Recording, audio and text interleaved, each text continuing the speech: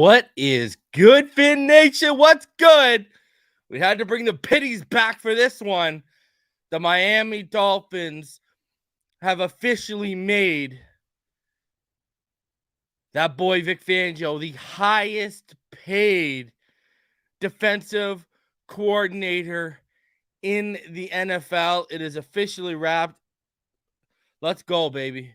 Let's go. We had a late push there by Carolina that I told y'all on Friday. Your boy wasn't buying it. And when I reported you guys that word was coming out that this team was growing more likely and more likely as the situation for Fangio, as even Philadelphia reporters were reporting at the end of last week that Gannon to Houston was basically almost dead. And it looked like from the get-go that Gannon was going to be staying in Philly. I said, man, our chances are growing more likely. We thought a decision would come down the pipeline early this week. It came before the Eagles even hit the field. Massive.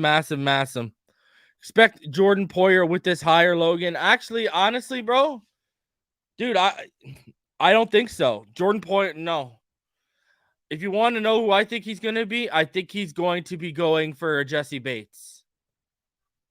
I think all of a sudden a Jesse Bates becomes a massive desire for a guy like Vic Fangio.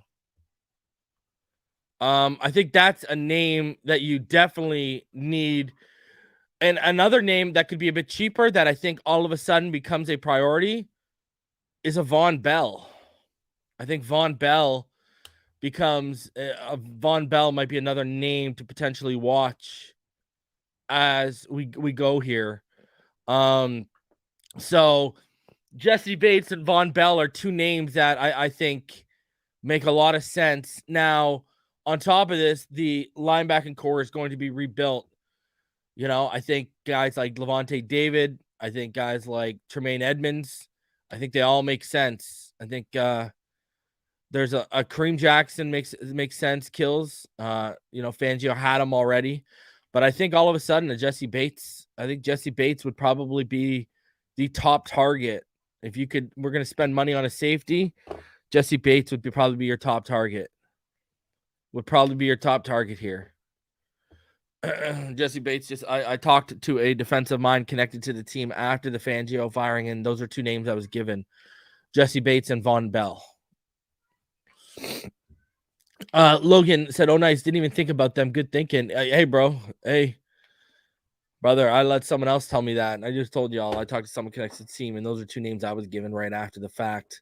Another name that I've heard in terms of linebacking. Now, I heard this weeks ago before with the Fangio fire, and EM Dolphin fan can back me up because he's the only one I've told I heard this. I didn't even report this on the Patreon, but a name I heard weeks and weeks ago was Jermaine Pratt, the linebacker from Cincinnati. That was a name I heard weeks and weeks ago as it could be a fit. So we'll see how that goes. But I do think they're going to rebuild the second level. And I do think the secondary is going to get tweaked for sure. Now, see, I didn't drop a Dolphins needs heading into free agency because I didn't know who our defensive coordinator was. I needed to know what we were going to need defensively. Now that I know that, I mean, you can expect my top needs heading into free agency dropping this week. Also going to have a couple of Vic Fangio videos. We're going to do a film study of Vic Fangio this week sometime. We're also going to do a show. Basically, I'm going to be bringing people on this week. Basically, when can we expect this defense to look like under Vic Fangio? I got someone I'm going to bring on for that. And then we're going to do a film study and stuff. So this week is going to be some Vic Fangio content coming for all y'all this week. All right. And listen, this is why when Carolina was like, well, they might have to make him the highest paid. I said, please, Stephen Ross, come on. You know what, Stephen Ross is out here. Come on, you ain't gonna beat this man in any bidding war. If it's an even playing field, Stephen Ross is always gonna win, and he did. as the Miami Dolphins officially bring in Vic Fangio. Let's take a look at it. I'm going to open it up to you guys because I know this is a signing all of us have wanted. So I'm going to make this an open panel show for a bit because, quite frankly, this is our signing, right? Now, I've been on this for a year. Remember, I've been talking about Fangio to Miami since last offseason. I've told y'all this is who Mike McDaniel wanted last year. And if Greer didn't hitch Boyer and cross him to him, Vic Fangio would have already been in Miami. Anyways, the Dolphins have agreed to terms with Vic Fangio on a deal that makes him the highest paid defensive coordinator in the NFL per sources. It's a 3-year deal with a 4th-year team option. Fangio, the former Broncos coach, is one of football's best defensive minds. Huge get for Mike McDaniel. You know what this is? This is shades of Sean McVay when he landed Wade Phillips. Does everyone know what happened when Wade Phillips went to the LA Rams with Sean McVay? I'm just saying. And you got to give massive props. Listen, I know some people want Greer out of here or whatever the case may be. You have to give massive props to Chris Greer and Tom Garfinkel. I mean, the eating of humble pie and the lack of an ego to say, listen, Mike, we were wrong. We stuck you with guys that didn't make this team better. Now, the guy you wanted is still available. All right, Mike, we're going to go get him. We're going to roll out the red carpet. We're going to do everything in our power to rectify the wrong decision we made by not listening to you. And look at this. They rectified it. Look at that.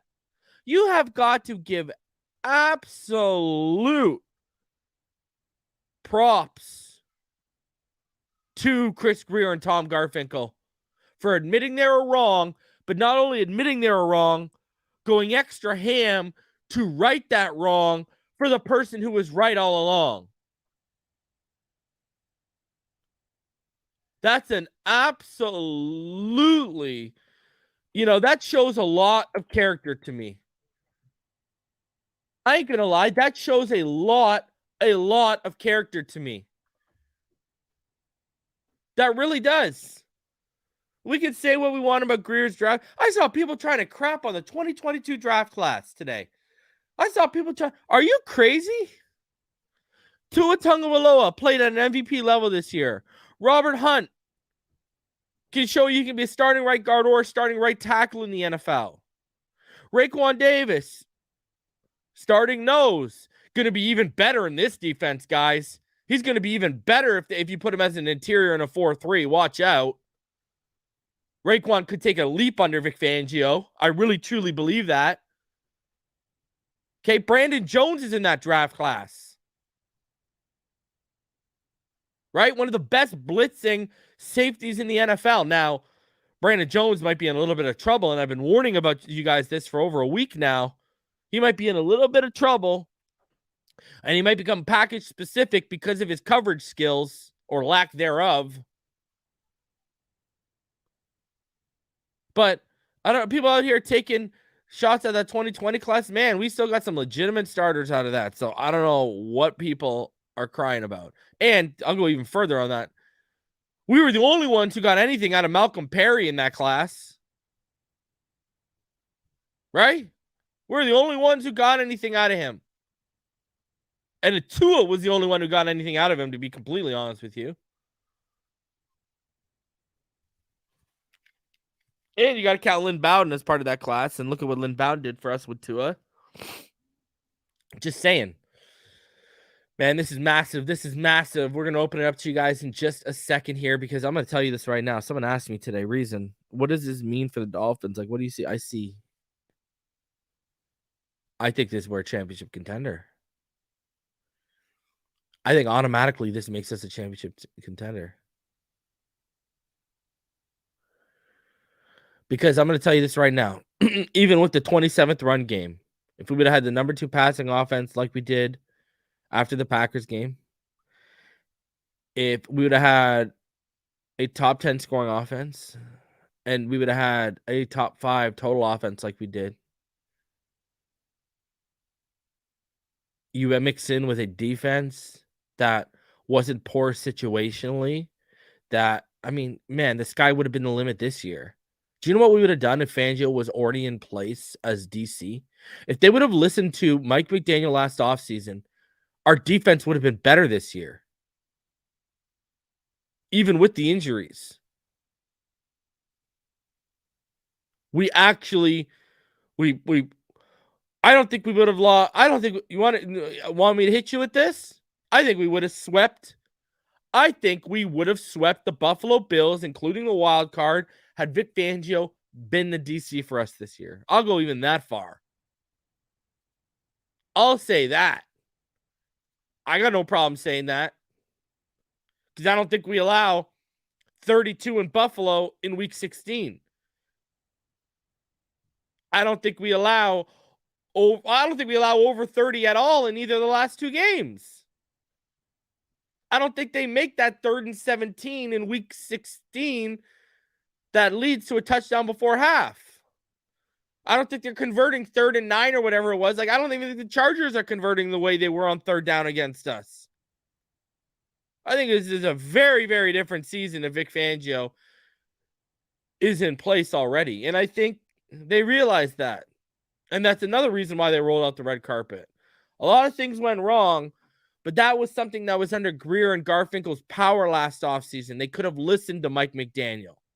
That was within their power. Injuries are not within their power. That decision was in their power. They did not listen to him. It bit them in the ass. They realized that. They fixed that.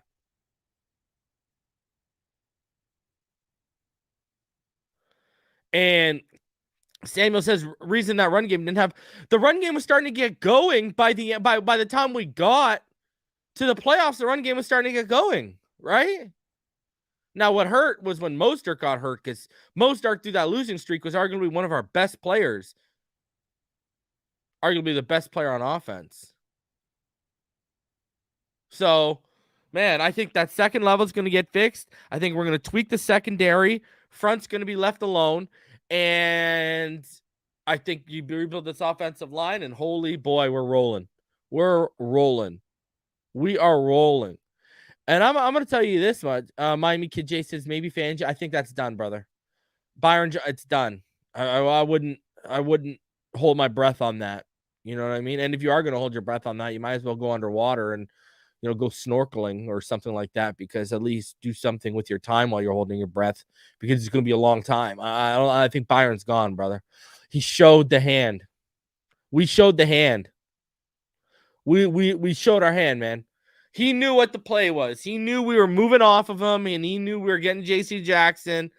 And I keep telling everyone, the devil's in the details. Why did we have almost $20 million in cap space heading into the regular season? Like, after preseason, like, it's because that was JC's money. So, and Byron wants, why? And I'll tell you another reason why Byron won't be back. Byron ain't coming back without no guaranteed money. And he has 0 guaranteed money left on his contract. That's why he wanted more guaranteed money this year. And that's why he was holding out for money this season, saying, I'm not coming back unless you pay me and give me some guarantees. Because he had 0 guaranteed money left on his contract. So that's Byron ain't coming. I wouldn't hold my breath, Here's what Cam Wolf had to say regarding the situation. Cam Wolf, he says Mike McDaniel has had Vic Fangio as a top target to run his defense since before he started as Dolphins head coach, per source, and now he lands his guy. Fangio had plenty of options, but chose Miami, a move that should help a group that regressed to bottom 10 scoring defense last year. Should help. He will help. And I you know what? Can I be honest with you guys? You know what I'm so excited about? The potential that we're about to see unlocked on Jalen. You guys thought Jalen Phillips is already starting to unlock it now. I mean, just wait. It ain't done. It ain't done. And I mean, I'm just saying, I think we're going to find another level to his play under this. I think this is going to be scary, man. I really do. I think, all you sack watchers and sack stat watchers, you're going to get them with Chubb. I mean, we're talking about a guy who coached Chubb to a Pro Bowl right now. So you're going to get your wish. I think Chubb's going to be better. Man, I think our whole defense from front to back is going to be better. I'm going to be honest with you. You have someone who knows how to use the talent we have. I've said it before. I'll say it again. I don't think Boyer knew how to fully utilize the talent we had.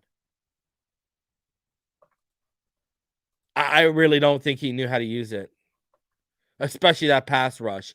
It's because philosophically he was different, right? We're going out there and getting Bradley Chubb. Well, philosophically, I could tell you, he wanted to bring in J.C. Jackson in the offseason. Right? Like, even the moves they were making philosophically didn't line up with how Boyer attacks. That's why we were asking when that move was made, is the writing already on the wall for where this defense is moving towards? Right? That's why we were already asking that. So, here is what was on NFL Network regarding it. They're going to talk about a few things, including the Vic Fangio signing. So let's hear what they had to say. Well, thanks, Moose. Jets coach Robert Saleh said this week they are committed to getting a veteran quarterback this offseason. Priority number one, in my understanding, is they are going to leave no stone unturned, exploring every option.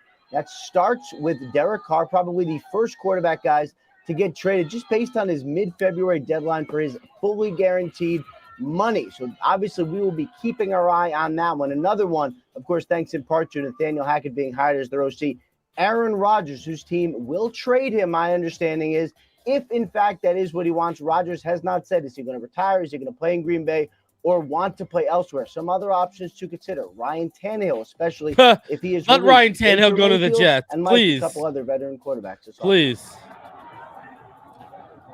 Ian, at this time last year, the Eagles were concerned they might lose defensive coordinator Jonathan Gannon to the Houston Texans. Then within the last couple of weeks, they thought maybe it's going to happen again.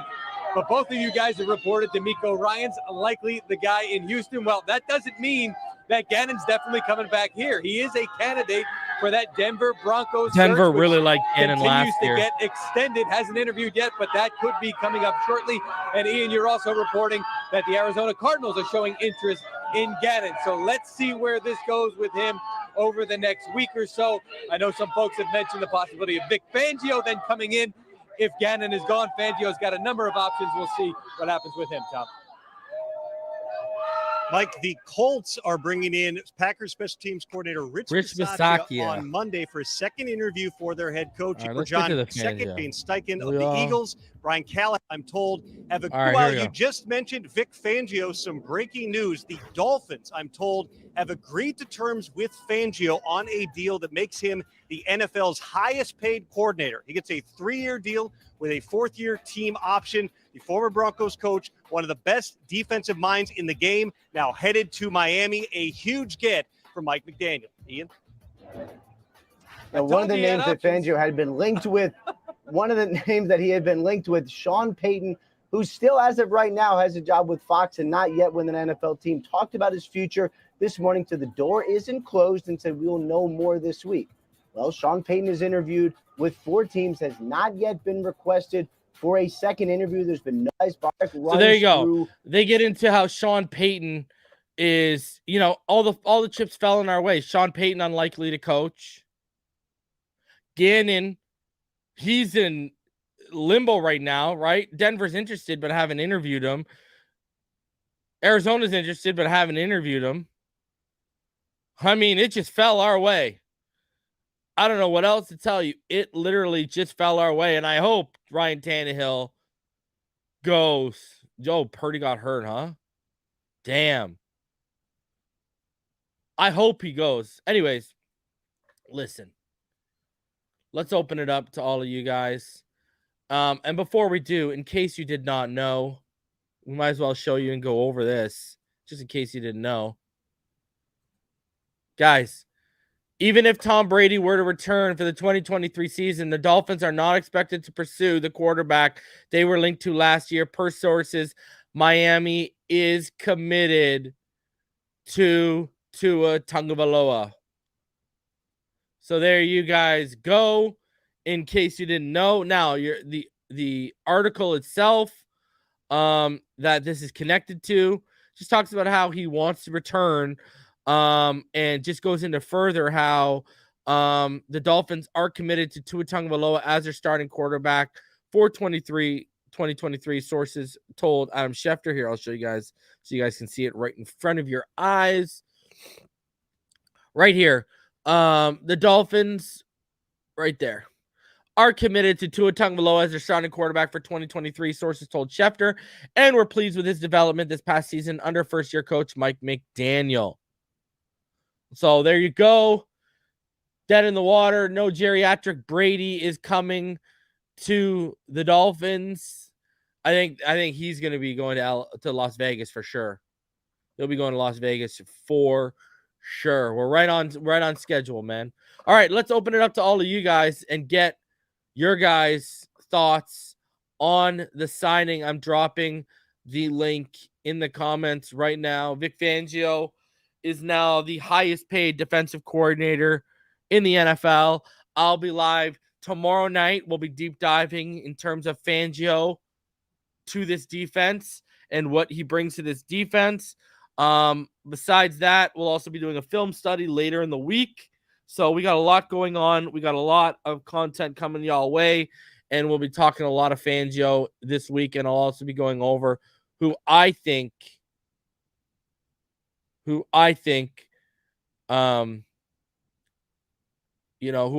needs that I think this team has heading into free agency. So I've dropped the link. King Z305, Russell, what's going on, gentlemen? Man, what's up, man? Let's go. This was a perfect way to, start my midway Sunday. Let's start your Sunday off with a nice little Vic Fangio signing, huh? Yeah. I wasn't expecting this news to break till tomorrow. And reason I am so glad that you brought up Jesse Bates, because everybody's been talking about Poyer, and I've been like pounding the table for that kid.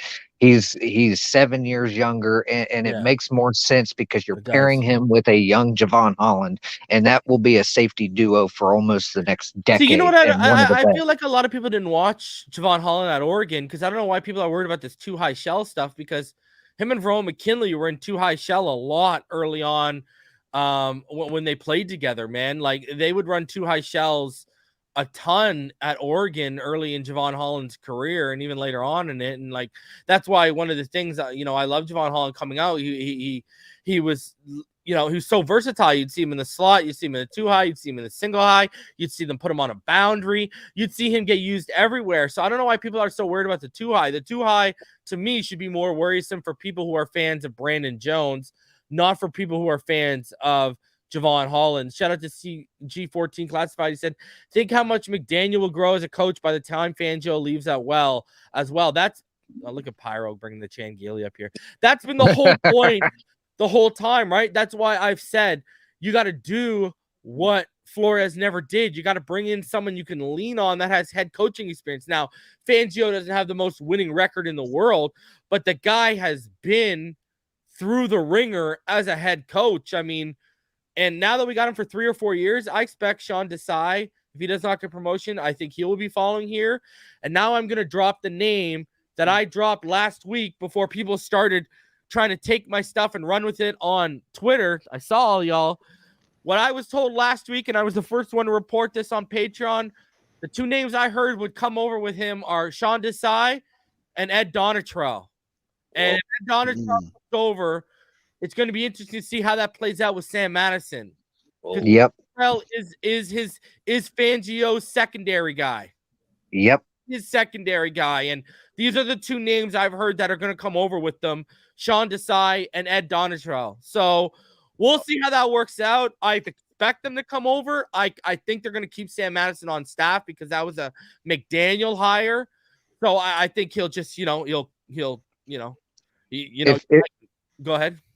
If you ask me, reason, I think that they're going to use Ed for the safeties, and I think they're going to have Sam continue to coach the corners.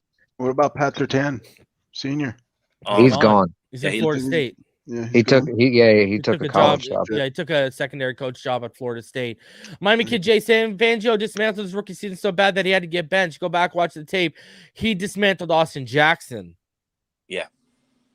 Go watch Bradley Chubb versus Austin Jackson. Bradley Chubb is the reason why they had so many issues. And then when Fitz came in, what happened?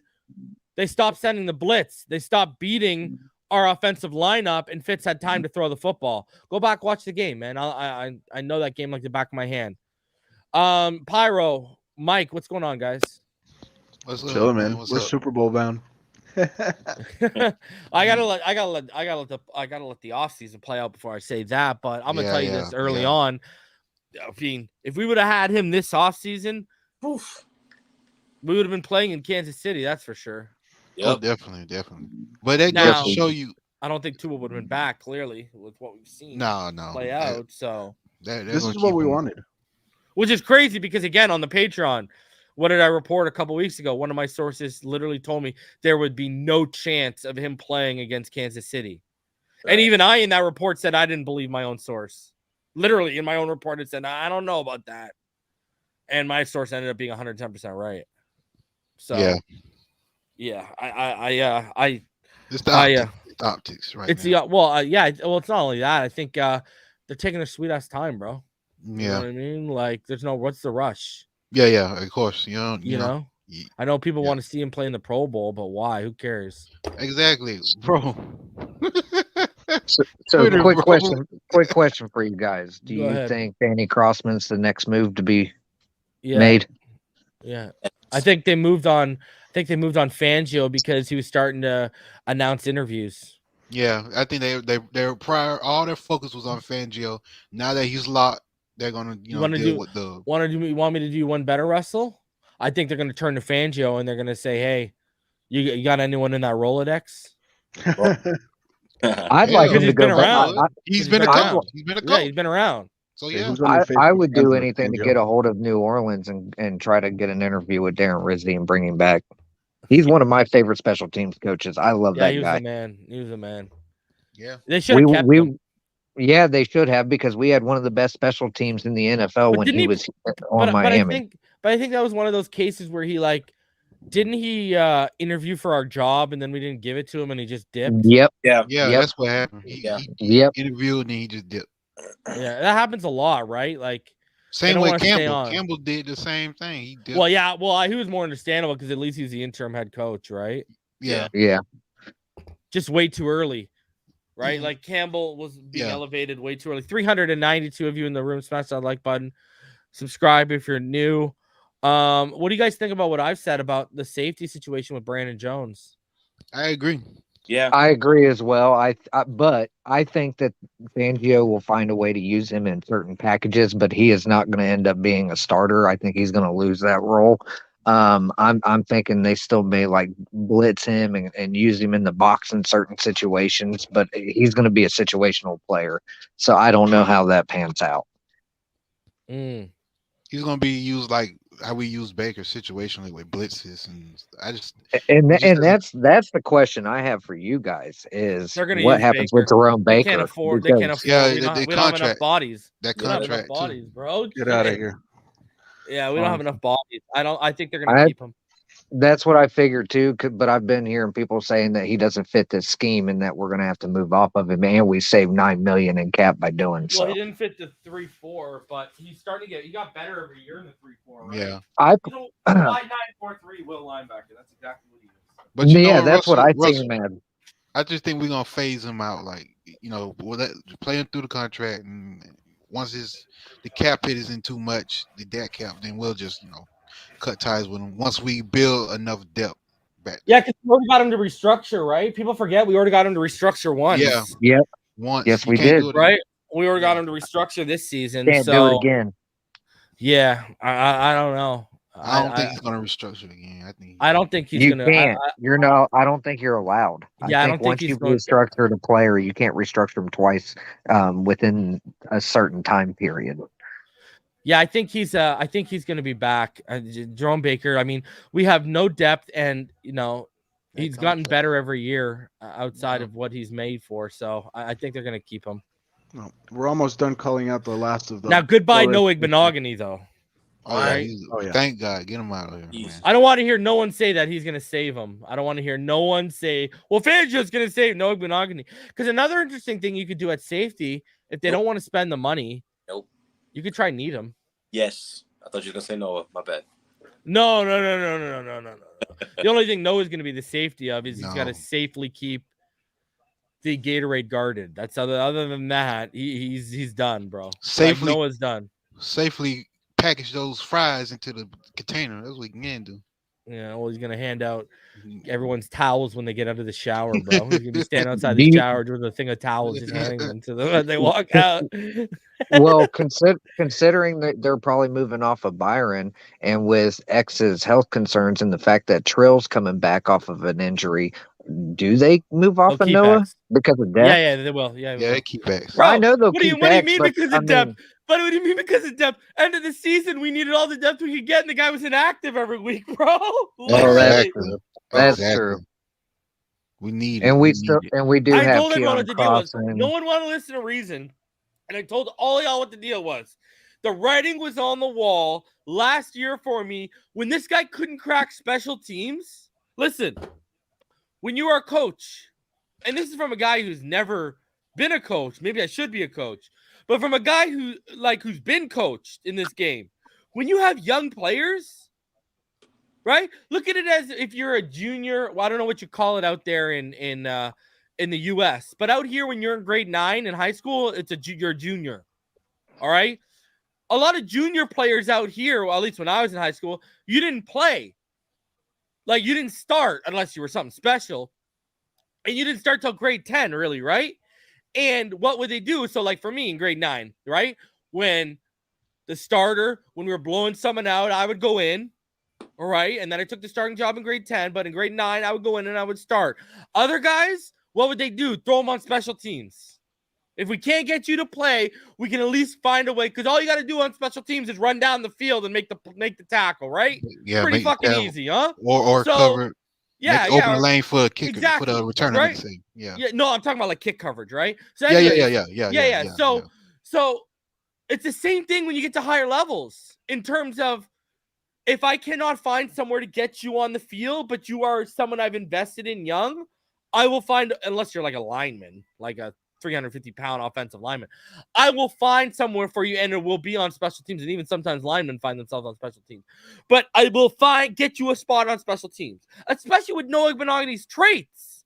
The guy's athleticism, everything he's got. Fast. You would at least think, okay, let's get him down the field, because with his traits, that guy can get down the field in the blink of an eye. Oh, yeah. And what did they say? Nah, we're good. Hell no. And that, to me, that was very, very telling. Because you know what it felt like? It felt like Flores. This is what it felt like with Noah. It felt like Flores and Boyer were like, all right, give him a look, give him a shot. And Crossman was like, no, I'm good. Square peg, round hole. You know what I mean? Like it just felt like Dan Crossman was like, no, I'm good. Nah. You know what I mean? And that's if your special teams coach don't want anything to do with you, that says something. I don't know how you're going to contribute. This guy, you know what he's going to be? I'm going to tell you. This is what he's on. This guy is going to be the Josh Rosen of corners. Hey? He already is. He's going to turn into nothing but a skeleton squad player. That's all he's going to be. Right? He's going to get passed around teams like a cheap dollar hooker, bro. Yeah, bro. He's just going to be a practice squad guy. That's on the scout team. Mm-hmm. That the starting offense is going to go against. That's exactly what this guy's going to turn into. Yep. A scout team corner. That's exactly what he's going to turn into. I'm going to tell you this right now. And they're going to use him in certain scenarios where they're facing very athletic corners, and he'll be the scout team athletic corner. Watch. But you know what's going to be bad about that is they're going to make the a receiver look better than they is, and then when they actually get put in game day, it's like, damn, no, it's just that damn bad. I guess Derek is a calm all over again. Yeah, you can't evaluate wide receivers going against that kid. Yeah, bro. No. He'll make Brother, any prospect look I'm like pretty sure that if you gave me 10 tries, I could catch a back shoulder fade in the end zone against Snow Igbenogany, bro. And maybe a couple times if you give me 10 tries. I mean, he's not gonna look for the ball, so you know. Yeah, bro. I know I'll at least draw a flag. At least I'll draw a flag. Minimal. I'll draw a flag. Bro. He never looks for. I was like, guy, what did you learn, bro? Look for the damn ball. That's what sucked about Cater. Cater started doing that a little at the end of the year too. Yeah, I think he was just kind of panicking a little bit. I saw Purdy warming up. Is this guy coming back in? They're really going with Josh Johnson? Because he has a right elbow. Someone said it was a wrist. I saw him warming up on the sideline. It's probably going back in. It was reported as the right elbow. Okay, elbow. Yeah. So yeah, this week I'm gonna. I've already got like a whole bunch of stuff lined up for a show in terms of like what Vic Fangio brings here, and then I'm gonna do a film study. And for the one where for the film study, I'm gonna have someone with me, probably Martin and Ballgame or one or the other, and then for I got someone else who wants to come on the show. Man, we got a lot of Vic Fangio content coming this week. Let's just put it that way. The reason, you know what I'm most... Y'all are going to have a really good idea of what our defense is going to look like this season by the end of this week. About this, multiple players with double-digit sacks and turnovers and being number one in turnovers in the league. It's a hire that's been around the league, that has experience and has a resume. It's not somebody who's just brother. Like, what did I say last year, Pyro? What did I say? Did I not say Darrell Bevel was one of the best signings of this offseason by any team of coach or player, and it ended up being that, right? Yeah. I'll take this Fangio. Free agency hasn't even started, and this might be the best signing of the offseason. Dude, like this was what we were talking about also last year when we finally got McDaniel. We were like, okay, what does this guy need? This guy needs a senior, like veteran presence that stands shoulder to shoulder with him, that's been in a head coaching gig, that can coach him up on these inconsistencies. And did we not see that this year? With the late calls, like the inexperience and the lack thereof was so visible to us. So now Vic Fangio comes in, shores up, gives us a top 5, maybe top 10 defense. You're not going all those little quirks. You're not going to have a defensive coordinator on the sideline looking lost. Fucking no. Oh my God, every time. That's for sure. Showed his face. He's always I don't know what's going on. It's not working. And I believe he does nothing but make Mike McDaniel better, and that's the other sidekick to all of this. And Russell. Oh, go ahead.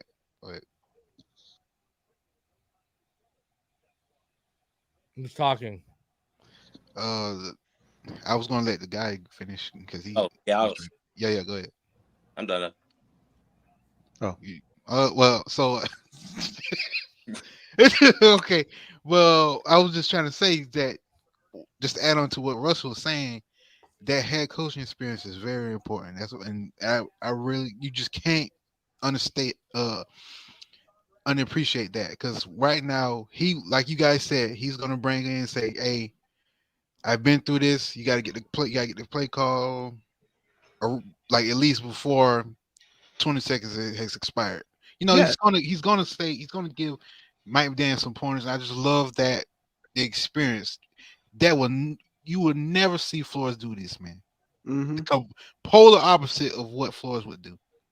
Yep. I stated that on Twitter. My Twitter last Twitter I made was I stated Mike McDaniel has another accomplishment that Brian Flores could never do, and that was go get his guy with experience on the other side of the ball. Kudos to Mike. It's true. And that's literally what the difference is between these two. And Russell, is the fact that he goes and gets his guys, and he's a player's coach. Russell, you know, we know Mike McDaniel has some every coach has ego.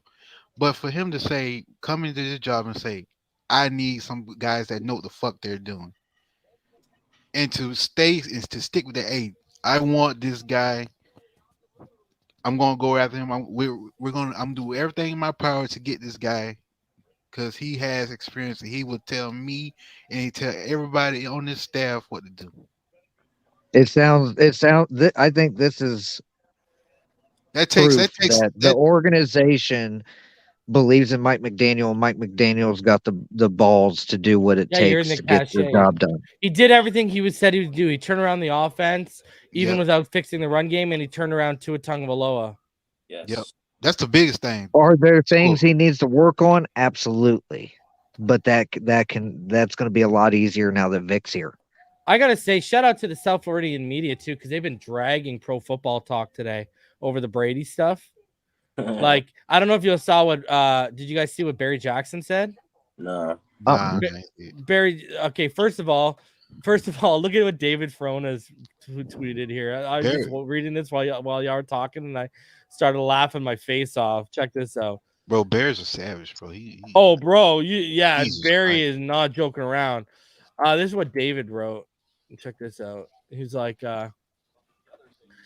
he said, we should use this for Dolphins Twitter and YouTube. National Football Analyst, when nobody buys their speculation that the Dolphins will pursue a QB to replace Tua as a starter in 2023. And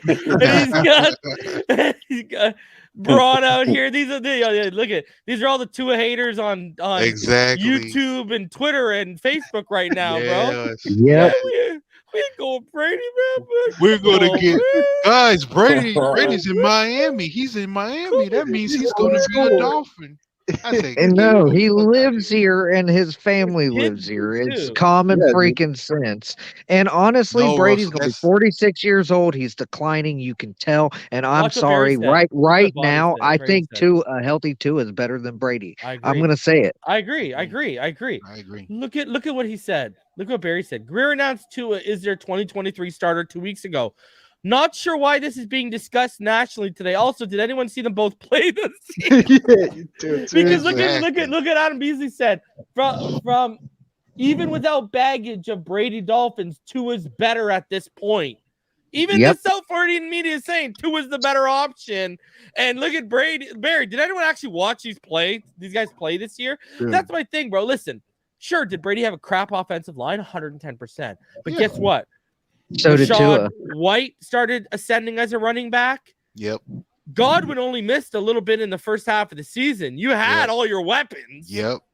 What are we talking about here? Okay. He was overthrowing Evans. The guy looked 46, and then he looks on top of that.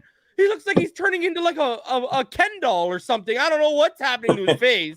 Yeah. Well, this year his age was the most evident this year. The guy looks like he sucked on a sour key. Like, yep. Hey, he looks like he's got blue steel, bro. Y'all ever watched permanently got the blue steel look on his face on Zoolander, right? I'm telling you, I'm telling you, bro. Like, I said when he got divorced, I just said, "Oh, it's downhill from here, bro." I was predicting. Giselle put an evil spell on him. When he found out the karate instructor was laying it to Giselle, that's when it went downhill for him. Oh, damn. Oh, man, I heard massive stuff about Brady. I heard he had a side piece in New England, and that was one of the reasons Giselle wanted to go to Tampa. It wasn't just his relationship with Belichick. It was because he had a legit side piece in New England, and she wanted a fresh start in Tampa. Why would he cheat on that? Well, I don't think she's attractive at all. So that's I don't either, personally. But anyways, and then now, I don't know if you know now, the girl he's with, she's the daughter. Sorry, she's the friend of one of the Tampa Bay Buccaneers co-owners' daughters. So one of the co-owners of the team, the daughter's friend. He met her in like the locker room. He's still damn.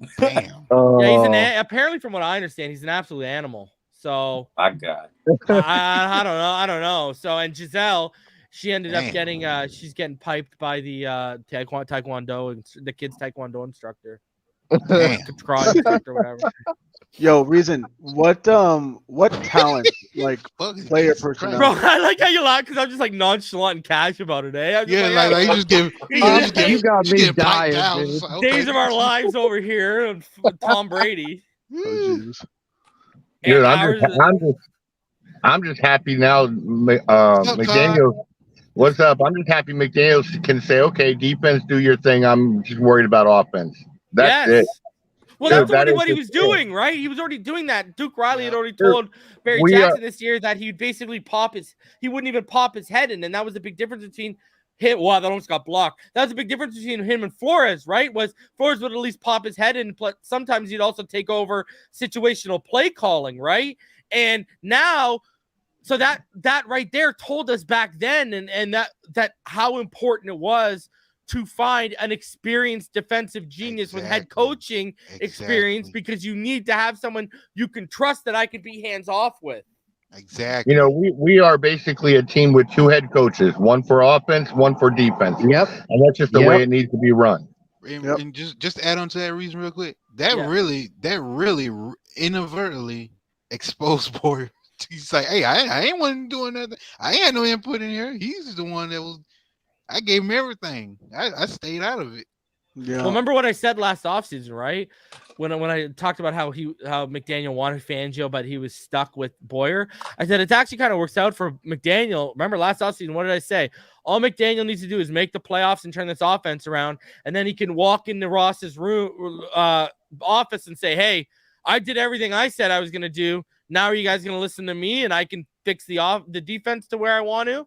And, you know, the word I always used was what? Cachet. Yeah. And he's built that cachet where what did Greer and Garfinkel said, brother, you were right about everything else and everything we stuck you with, Jackson, Eichenberg, Crossman, Boyer. You were right about that too, man. Here you go. Red carpet rolling out. You were right. Let's fix it. Yep. Like the fact that they're trying to rectify everything they didn't listen to McDaniel about, that says a lot about how easy, and that should be why it's a little bit more understanding to people of why Greer is keeping his job. Look at how easily, you know, what have I always called Greer? A facilitator, right? And that was the one time we had seen Greer step in and not facilitate. That was the one time we said, no, I want Boyer and Crossman. That was the one, and Jackson Eichenberg. That was the one time. And he got proven to be wrong. And what did he do? Right away, he took his lumps. Yep. He took it on the chin like a man. He said, I was wrong. Okay, I will listen to you, and let's get what you wanted because you were right about everything you said coming in here. Now, you're probably going to write about this. I love that direct. Like, how can you not love the direction of that kind of team, bro? That everyone, it's kumbaya, and everyone is working in unity. One goal, one vision. Yeah, that's how you're successful. That's that's how some teams, you know, fail. There's always one stubborn guy that's like, no, I want to stick with this guy. No, everyone is on the same page from the top to the bottom right now. Yep. And that is something that should be giving a lot of people hope that, guys, we were 9-8 and we already knew healthy. This was a 12-13 win team last year. Yep. This team's going to be better than that next year. Oh, yes. Think about that. We're going to be top 10 on offense and defense next season. I'm calling it now. But if we're a 12-13 win team, if we're healthy already, what can we be next year if we're even better? Yep. Let's go. Let's just hope Ross doesn't screw it up by trying to get bored and all of a sudden want to be like meet people on the yacht. Yeah. Hey, now we just need to get rid of a special teams hangover and bring in a special teams coach. They will. I said to these guys earlier. Oh yeah, they will, man. I think they're going to talk to Fangio's going to bust out his Rolodex too. I think Crossman was they made the move on Boyer because Fangio was available. And that was his priority. Reason, I got something else to throw at you. What if Fangio, you know, he was available last year. What if he wasn't saying, I want to collect that $13 million sitting at home? He would have been here last year. And Miami turned around and said, you know what? We're not going to hire a defensive coordinator just to fire him a year later for Fangio. What if we just keep Boyer around for the year, take our lumps, and when Fangio's done collecting that money, we hire him up? Well, I think they were gonna make the play for him last year, and Garfinkel and Greer stepped in, and they wanted their guys carried over. And then the whole plan on Fangio knew his value and said, okay, I'm going to be a consultant. I'm not going to lock down with anyone because I know my value is going to be high next year because I know at least this guy wants me really badly. And then his options ended up being vaster, right? That's Look at this is the McCaffrey drive, eh? This guy's bro. Look at a good running back can bail out even a jabroni like Josh Johnson getting carried. You know what I mean? Speaking of players, what personnel do you think Fangio? Oh, we don't need no running back. Oh, my bad, man. Sorry. No, all good. Well, you're gonna see a lot of. I think you're gonna see like 4-2. Like I think you're gonna see a lot of. You're gonna see it's gonna be a hybrid to an extent again. 3-4, 4-2. He also likes a 5-man front too. Our front four are going to eat under Fangio. 5-2 front, right? Yep. 5-1 front. Sometimes you see that as well, right? So if it's a pure passing situation, you can see a 5-1 front too sometimes. So I think you're going to see a variation, man. I think this isn't going to be it's a multiple defense. Yeah, well, that's what we were, right? Everyone called us a 3-4, but if you actually talk to people to the team or whatever, you got to tell the NFL.com for their website purposes, okay, we're 3-4. So they can just put it in as a base. When really, that if you talk to anyone with the Dolphins, they would say we're not a 3-4 defense, we're a hybrid. Yeah, hybrid. Right, yeah, 3-tech, 4-tech. But I'm curious, if there's any notable players, especially ones coming off on free agency, that were Fangio disciples, maybe somebody to because obviously players or coaches bring players, right? We were talking about how, when McDaniel came in, Debo was looking at signing with us or whatever. Well, we got Sherfield, we got Craycraft, we got Craycraft. Yeah. The running you got to resign Sherfield too, though, right? Yeah. Shout out to Richmond Webb. He said, "Reason with the dark shades, easy, homie." And he says, "I'm happy to be a Dolphin. We have our defensive coordinator. Ball game's predicting a 3-3-5. Interesting. Ball game just wants Bear. Yeah, he really tell him what you really Bear. want. You want that Bear 4-6. Tell him the honest truth, bro. He loves about that Bear, man. Loves the Bear, honey Bear. All right. Man, I wanted to go live. I wanted to cover this breaking news. I know playoffs are going on right now. I'm going to be live tomorrow night. We're going to go into depth about Vic Fangio and what to expect. And then we're going to do a film study this week as well. So we got a lot of Fangio stuff coming your way this week. Let's go through some final thoughts before we get out of here. 436 in the room. Smash that like button. Subscribe if you're new. Yes, I do got my shades on because the future is so bright. I gotta wear them. Look at McCaffrey. My God, what an effort! Holy King Z 305. Final thoughts before we get out of here, bud. Very excited about this hiring. I literally have complete faith in the defense now. Hopefully, there's nothing. Whatever we need, we get, and fins up. Russell, your final thoughts. Man, good day. It's a great day to be a Dolphins fan. I agree with you. I think this is going to end up being the most important signing of the offseason, even with free agents coming in, because it makes a drastic change in that coaching department, and it's phenomenal. It really is awesome. We all unanimously pretty much wanted Vic Fangio, and it looks like we got a late Christmas gift today because we all got what we wanted. Fins up. Thanks for having me. You're the man. Reason. New Year's gift. Bro. Amen. Next up, Todd. Go ahead, buddy.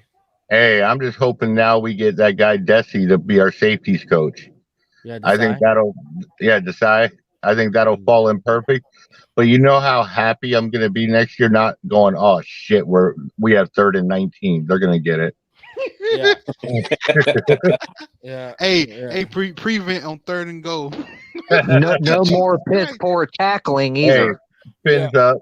You all have a great day, fam. Be safe. Oh, and by the way, all of you that watch our breakdowns, get prepared. I know you see us call it out a lot against. Get prepared for us to be in a lot of cover 6 this year.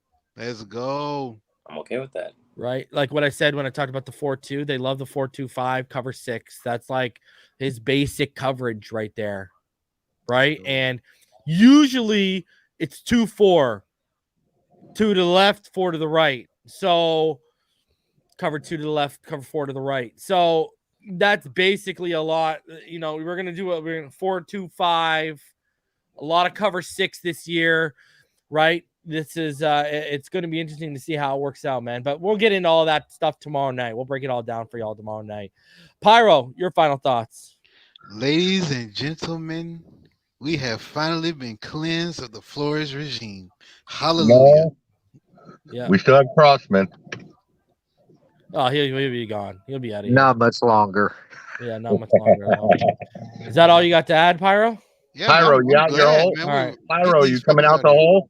Mike, coming your out the final hole? thoughts. Yeah. Definitely. Honestly, this is probably one of the best pieces of news I've been looking forward to all year, including during the season. Midway through with Boyer, I'm just extremely looking forward to Vic Fangio rubbing off on, Mickey D's and vice versa. Honestly, going into next year, high expectations, and I feel like we have every justification to hold the Dolphins to those expectations going forward. So, fins up, baby. Let's go, man. I'll be back tomorrow. We'll dive into Vic Fangio's defense even further, and then we'll be doing a film study this week. Me, Martin, and I'll see if Ball Game's down to jump on that. I know Martin will be. So we'll have a film study for Fangio this week. On top of that, tomorrow I'll just be breaking down, going over a bunch of stuff, filling your minds with a bunch of information on what to expect with Fangio, and then we'll take it to the film study after that. So we'll set you up with some, what do we do? How do you do, right? You go to the chalkboard, and then you go to the field work. So we'll start with the chalkboard work, and then we'll go to the field work after the fact. So a lot of Fangio comment to get y'all prepared for what we're going to do as a defense this week. And then finally, you're going to see my team needs heading into free agency get released this week as well, now that we know where we're headed defensively. All right, guys? Man, fans, big Vic energy, baby. Let's go. I will see all y'all tomorrow night. Until next time, you already know what time it is. Fins up all day, every day, even beyond the grave in which we'll lay. Big Vic energy!